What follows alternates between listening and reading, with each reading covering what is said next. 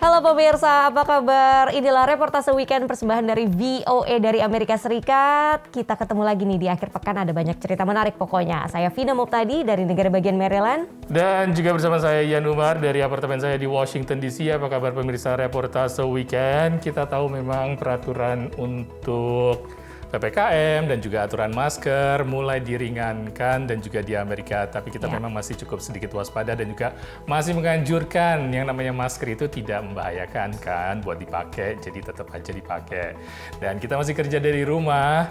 Apalagi kayaknya udah sebentar lagi nih, udah mikir-mikir nih Vin. Mau Ramadan ya? Apa tuh? Sebentar lagi bulan Ramadan. Udah rencanain liburan belum? Waduh, Ramadan aja belum mulai udah liburan aja. Tapi emang ya yang namanya libur lebaran itu kan harus dipersiapkan jauh-jauh hari. Nah untungnya nih di Amerika Serikat itu di Indonesia juga ya kan kasus sudah mulai melandai. Semoga bisa jadi momen yang tepat nih untuk ketemuan. Aku udah kangen banget, pengen banget pulang kampung. Udah 2 tahun lebih nggak pulang ya. Kebayang. Pasti kita juga semua di sini di Amerika juga ingin sekali pulang ke Indonesia. Dan mudah-mudahan keadaan semakin membaik insya Allah. Amin. Kita bisa bersama kembali dengan seluruh keluarga di manapun berada. Oke pemirsa, tentunya di reportase weekend banyak cerita yang akan kami sampaikan. Seorang warga Amerika, Jacob Cass, mencintai Indonesia hingga ingin mengenal sejarah Indonesia dengan mencari dan mengumpulkan buku dan foto-foto asli peristiwa bersejarah di Indonesia. Sebuah kedai kopi bernama Warkop NYC atau Warung Kopi New York City dibuka di kawasan Hell's Kitchen, Manhattan. Kehadiran Warkop ini disambut warga lokal dan diaspora Indonesia. Jalan-jalan bersama VOA melihat terowongan kereta peninggalan sejarah yang selamat dari 2 masa peperangan, yaitu Perang Saudara di Amerika, lokasinya di tepi sungai Potomac, Virginia.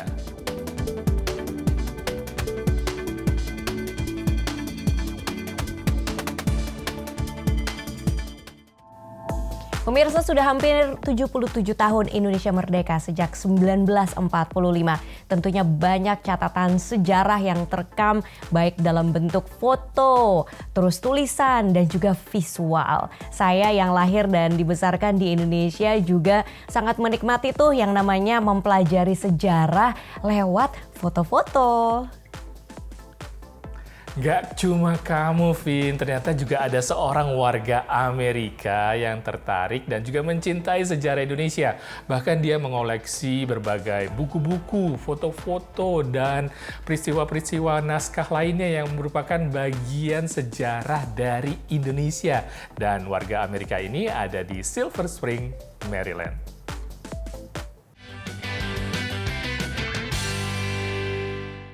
Pernah melihat, apalagi memegang foto asli dari berbagai peristiwa bersejarah di Indonesia? Wah, belum pernah sih lihat ini. Nggak nyangka aja ada orang yang masih nyimpan foto-foto bersejarah kayak gini. Saat ini saya sedang berada di kota Silver Spring, negara bagian Maryland. Tapi begitu masuk pintu itu, langsung berubah tempat dan waktu. Berada di rumah milik warga Amerika ini, kita seolah dibawa kembali ke masa-masa perjuangan dan awal kemerdekaan Indonesia, peristiwa 30 September 1965, dan berbagai peristiwa penting lainnya yang berhubungan dengan Indonesia. Nama saya Jacob Cass, saya tinggal di luar Washington DC, Amerika. Saya adalah kolektor barang-barang, foto-foto, buku-buku sejarah Indonesia. Bisa memiliki sekitar 1.000 foto asli peristiwa bersejarah di Indonesia ini, susah nggak ya? Awalnya Jacob Cass hanya mengenal Indonesia secara sekilas dari istrinya yang memang orang Indonesia. Tapi kemudian Saya ke Indonesia beberapa kali dan saya mulai hormat, budaya orang-orang ramah, mas, pak, ibu, cara orang-orang berbicara satu sama lain. It's a beautiful thing. Jacob pun ingin mempelajari sejarah Indonesia, negara yang semakin ia cintai ini. Seru sekali, seperti roller coaster, up and down for 100 years, and next thing I know, I'm kind of stuck in it. Like it's in my head, and I just love it. Jacob mengatakan ia mendapatkan foto-foto ini dari penjual dokumen dan foto atau perusahaan yang sudah bangkrut dan menjual foto arsip mereka. Semua koleksi saya dari luar negeri, dari Amerika atau Eropa. Saya sulit banget beli dari Indonesia karena saya tidak bisa percaya apa yang palsu, apa yang benar. Sekitar 1.000 foto asli yang ia beli, harganya mulai dari $30 hingga $60 per fotonya. Setiap foto memiliki keterangan gambar, cap perusahaan, bahkan ada yang memiliki sertifikat keasliannya. Foto pertama yang ia beli adalah foto dari tahun 1960, di mana saat itu Presiden Soekarno sedang berada di atas kapal SS Hope. Sementara favoritnya adalah foto pengakuan kedaulatan Indonesia di konferensi meja bundar. When the world agreed that Indonesia could be free, saya sangat suka. Jacob belum pernah menjual foto dari koleksinya ini. Kalaupun suatu saat ia jual, ia tidak akan menjualnya selain ke orang Indonesia. Orang Indonesia should have their own history, and it's been gone for a long time. Dari Silver Spring, Maryland, saya Irfan Ihsan, Alam Burhanan dan Ronan Zakaria, VOA.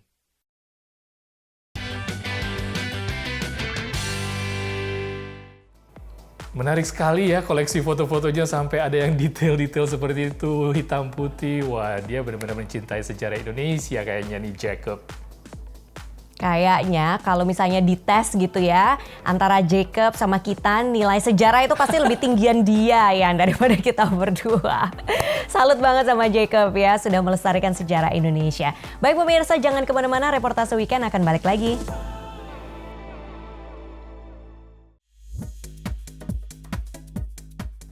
Pemirsa, Anda masih bersama Reportase Weekend. Warung kopi atau warkop di Indonesia bisa ditemui di mana saja di seluruh Indonesia. Tapi gimana kalau misalnya kita mencari warkop di tengah kota New York? Jangan salah, baru aja dibuka loh warung kopi di Manhattan, New York. Mantep, menu-menunya pemirsa, ada mie instan dengan telur dan kornet alias internet ya kan, bakwan, bala-bala, es teh manis, aduh pokoknya begitu masuk ke toko itu berasa kayak di Indonesia. Namanya adalah Warkop NYC yang ada di Hell's Kitchen. Kita akan ketemu sama pemiliknya yang juga orang Indonesia dan juga para pengunjung yang banyak diantaranya adalah orang Amerika.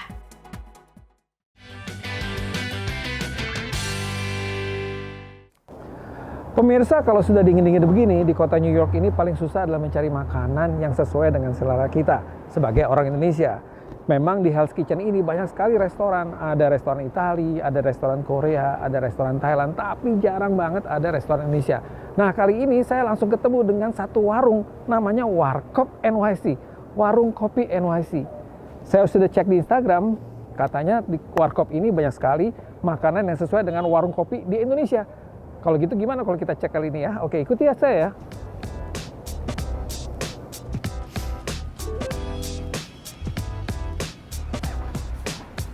Dan suasananya memang persis seperti ada di warung kopi. Kita lihat di sini nih, ada kerupuk. Halo, how are you? Welcome to Warkop NYC. Thank you. And then because you're Indonesian, kita bahasa Indonesia aja nih, soalnya bahasa Indonesia nih. Selamat datang. Terima kasih. Namanya siapa, Mbak? Lakeisha. Lakeisha. So, Lakeisha, I want to order. Saya mau pesen nih. Apa yang ada di sini? Yang hari ini yang spesial? Ada Indomie goreng. Macam-macam di sini juga ada popcorn chicken. Ada appetizer juga, ada bakwan. Ada bakwan. Boleh deh. Saya minta satu Indomie goreng. Oke. Kayaknya mesti pakai telur Oke. sama pakai corn beef, kayaknya enak juga tuh. sip. Gitu ya. Single double. Single double tuh maksudnya apa nih? Mau yang ukurannya single atau double? Bedanya apa? Dua. Kalau single satu, iya double. ini menarik Kan nih. orang Indonesia. Oh.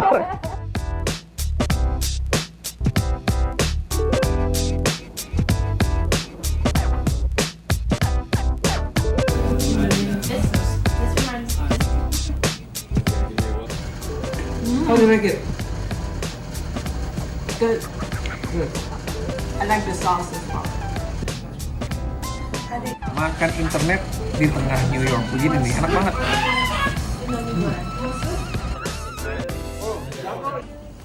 The savoriness, the price, everything was perfect. I couldn't have asked for anything better. Especially, I was walking around looking for a quick bite, and this place caught my eye. I didn't even know it was the first day open. Like really good, like so good. it's good, like really good. I'd rate it 1,000 out of 100. That's how good it is. Kayaknya udah sering orang ngomong mau punya restoran seperti ini gitu, Indomie. Jadi kayak berasa di Jakarta. Jadi ya senang aja gitu, apalagi di Midtown, gak usah pergi jauh karena kita juga tinggalnya di Manhattan.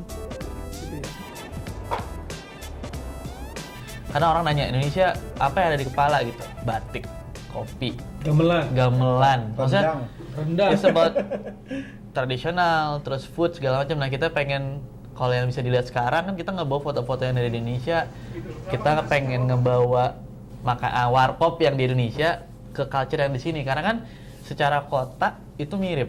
New York nih sebagai melting spotnya US lah gitu.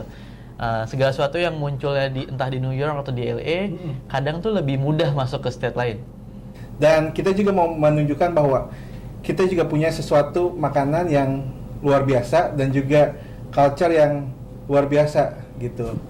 Kita ngelihat feedback dari tamu-tamu kita bukan nggak mungkin kita akan nambah menu lebih banyak lagi gitu. Ya itu dia tadi obrolan kita dengan Warkop NYC, mudah-mudahan jalan terus dan semangat terus ya. Amin, terima kasih. Terima kasih.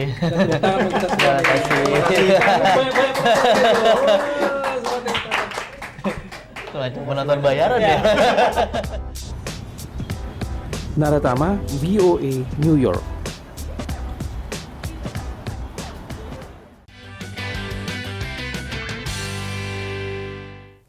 Wow, mantap. Baru beberapa hari dibuka aja udah viral pemirsa di media sosial ya.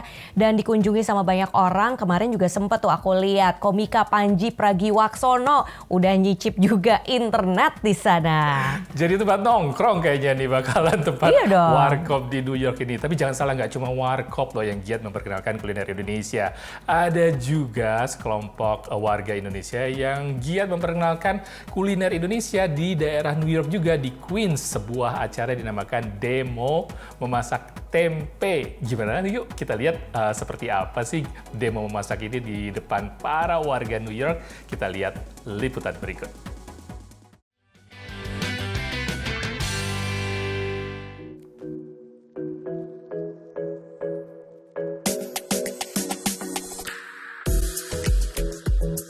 Pemirsa, walau angka kasus Omikron di kota New York masih belum stabil, awal bulan ini komunitas Indonesia yang tergabung dalam Indonesian Food Bazaar kembali mengadakan festival makanan di area Elmhurst, Queens, New York. Berbagai jenis makanan dan minuman kembali disajikan. Harga masih beragam, antara 10 hingga $20 per porsi. Festival bulanan ini dikunjungi oleh lebih dari 300 warga New York, menghadirkan promosi makanan tempe dengan demo masak oleh Chef Yuliza Jatnika. Tempe yang disajikan adalah tempe yang dimasak sesuai dengan selera lokal. Kita lebih ingin memperkenalkan tempe sebagai salah satu pilihan untuk orang-orang yang prefer menggunakan tempe sebagai makanan vegetarian. Karena satu, tempe itu kan sangat mudah diolah, ya kan. Kedua, tempe itu juga kandungan proteinnya juga cukup tinggi. Saya harapkan lebih dikenal lagi daripada tempe yang saat ini sudah dikenal. Chef Yuliza adalah chef yang sudah berpengalaman menghidangkan makanan Indonesia dalam berbagai acara diplomatik di berbagai negara, seperti Jepang, Inggris, dan kini di Amerika. I like tempe mendoan. I like when you fry it, like tempe kering tang, crunchy, like the candy one. But I thought this was really, really good, and it was so interesting to see how he built the dish from so many spices. It was just so complex. Sementara itu, untuk mencegah penyebaran COVID-19, festival ini juga memberikan pelayanan vaksin booster gratis bagi warga lokal, baik yang mempunyai status izin tinggal maupun yang belum memiliki izin tinggal. Untuk yang saat ini diperakasai dengan salah satu organisasi yang bernama APIKA CHC, dan mereka menyediakan vaksin dari Moderna dan Johnson & Johnson. Naratama dan Andira Inaya, VOA, New York.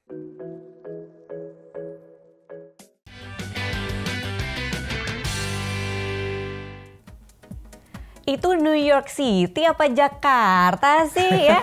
Warkop ada ya kan, terus tadi tempe ada, yang belum kayaknya warteg belum ada, warung kapau, apalagi? Boleh, Gerobak. itu dijadiin ide. Semua kuliner Indonesia pokoknya punya peluang untuk diperkenalkan ke mancanegara. Dan pemirsa, reportase weekend akan kembali setelah yang satu ini.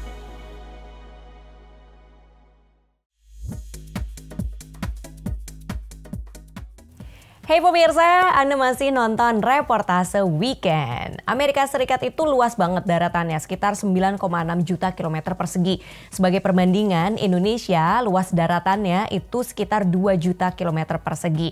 Makanya Amerika ini sangat bergantung pada transportasi darat ya kan. Dan pada tahun 1800 itu pernah membangun infrastruktur transportasi kereta api besar-besaran. Wah, kereta api seperti ini memang jadi andalan pada saat itu di Amerika. Jadi nggak heran sejak tahun 1800-an itu ada banyak terowongan-terowongan lama yang kini ditemui di berbagai daerah. Salah satunya terowongan yang akan kita kunjungi berlokasi di tepi sungai Potomac di Virginia. Terowongan ini sudah lama dan mereka bertahan juga melewati masa perang saudara, masa perang dunia pertama. Pokoknya menarik dan unik sekali. Kita lihat yuk dari reportase VOA berikut yang akan menyampaikan ceritanya tentang terowongan bersejarah ini.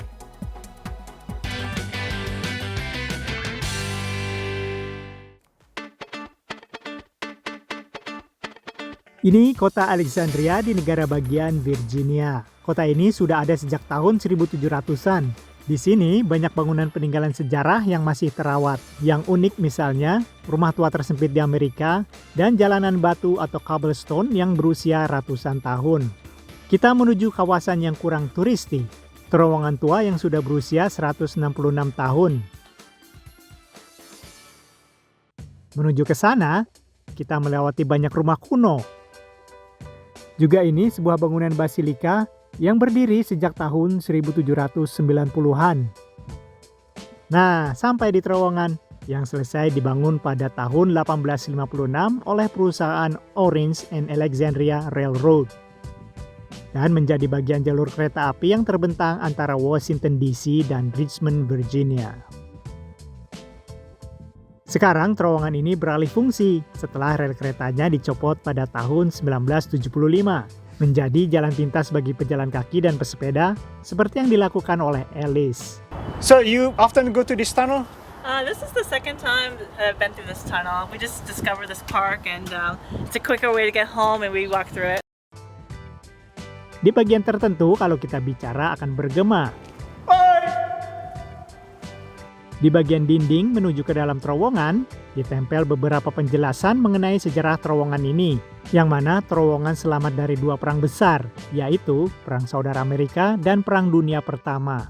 Oh, I never knew that. I'm not surprised though because Virginia has a lot of history with wars and this area especially. Seperti lokasi bersejarah dan menarik lainnya, terowongan cocok untuk dijadikan sebagai objek fotografi. What do you know about this tunnel? I've read some about it, but I don't know a whole lot. Yeah. And I have 100 pictures of it. Oh, you do?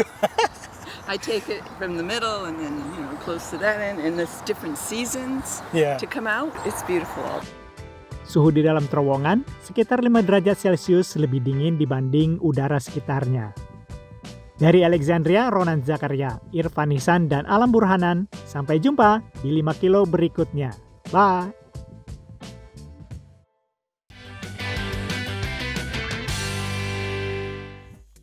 Hampir 5 tahun sebenarnya saya tinggal tidak jauh dari terowongan itu.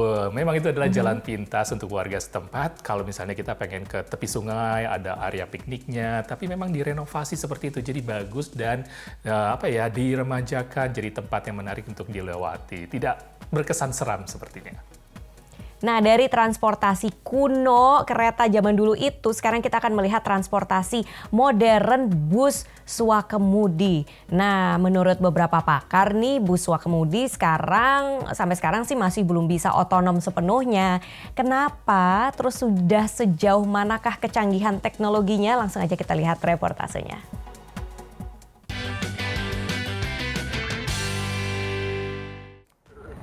Base kecil di Golden, Colorado ini adalah Golden Rovers. Rovers tidak memiliki setir dan menjalani rute yang telah diprogram di sebuah kampus perguruan tinggi dan jalanan umum dengan membawa hingga 6 penumpang. Pakar transportasi Amy Ford akan naik Rover. Amy membantu Colorado membuat aturan kendaraan swakemudi. Menurutnya, sebagian teknologi swakemudi sudah diterapkan di mobil saat ini. My adaptive cruise control and my lane keeping. Tyler Swidak mempelopori proyek bis swakemudi ini. I think we will see truly driverless transit operations this decade. Tapi ilmuwan transportasi Wes Marshall lebih skeptis. 5 years ago, everyone said we're going to be fully autonomous 5 years from now, and we're not. Maybe just would prioritize sidewalks and bike lanes. Meski mayoritas swakemudi, tapi bis ini memakai. My name is Ed, and I'm an operator here. Bis memutuskan sendiri kapan harus berhenti dan kemana perginya. Ed memberitahu kapan harus jalan. It's at a stop sign, and it's still waiting, so I just have to press this button and tell it to go. Menurut Wes, kecepatan bis yang hanya 20 km per jam mengganggu pengemudi manusia. You can see all the cars backing up behind us and getting a little frustrated. Tiba-tiba bis berhenti.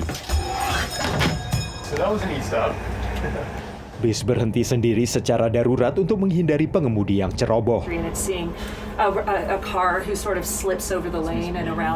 Untuk membuat bis jalan lagi, operator Ed menekan tombol. Tak satu pun dari para ahli ini yang mengatakan bis antar jemput ini siap mengemudi sendiri.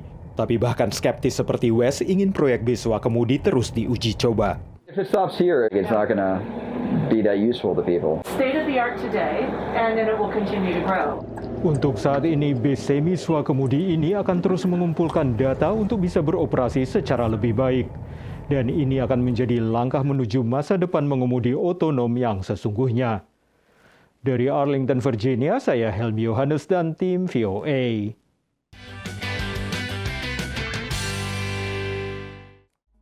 Tuh kan masih tiba-tiba bisa berhenti di tengah jalan, bikin deg-degan. Untung ada operatornya. Coba kalau misalnya kita lagi nyetir mobil kecil di belakang bus itu yang berhenti di tengah jalan, stres ya Boy ya? Iya, tapi ngerti banget kok. Ini sebenarnya harus menjadi visi kita di masa depan. Apalagi kalau misalnya itu adalah mobil listrik dan juga hemat energi dan bisa efisien kan. Kalau ada sampai di servisnya seperti itu ada di sini, saya akan coba loh. Oke pemirsa, demikian liputan dan juga reportase dari Reportase Weekend kali ini, dan tentunya kita menghimbau semua untuk tetap menjaga prokes walaupun peraturan-peraturan mulai dilonggarkan. Saya Ian Umar dari apartemen saya di Washington DC segera pamit. Dan saya juga Vina Muptadi dari pojokan rumah saya di Washington DC. Juga pamit juga, kita akan ketemu lagi di Reportase Weekend mendatang. Sampai jumpa.